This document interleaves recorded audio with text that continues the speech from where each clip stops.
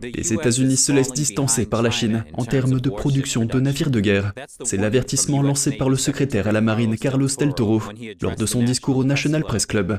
Selon le chef de la marine, Pékin souhaite disposer de plus de 400 navires d'ici 2030 contre 340 actuellement. En comparaison, les États-Unis possèdent actuellement moins de 300 navires. Le Pentagone prévoit de déployer 350 navires de guerre d'ici 2045, ce qui est encore loin derrière la Chine. Et c'est sans compter le retrait des vieux navires. Del Toro souligne que la production des chantiers navals de Pékin constitue une menace réelle.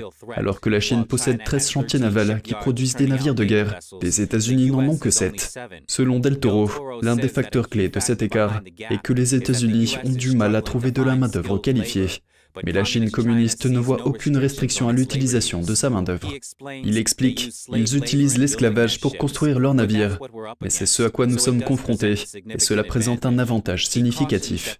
Il prévient que le changement potentiel de la dominance navale pourrait ébranler l'ordre mondial, compte tenu des menaces de la Chine sur Taïwan et la mer de Chine méridionale. Mais cela ne signifie pas que les États-Unis ont perdu leur position de superpuissance en mer. Del Toro souligne, je cite, « À bien des égards, nos constructeurs de navires sont meilleurs. C'est pourquoi notre marine est plus moderne, plus performante et plus meurtrière que la leur. Ils forment leurs gens à se battre, nous formons nos gens à penser. » Il convient de noter que la marine américaine a toujours plus de tonnage que la Chine. Cela signifie des navires plus grands et plus lourdement armés, et des capacités de lancement de missiles plus importantes.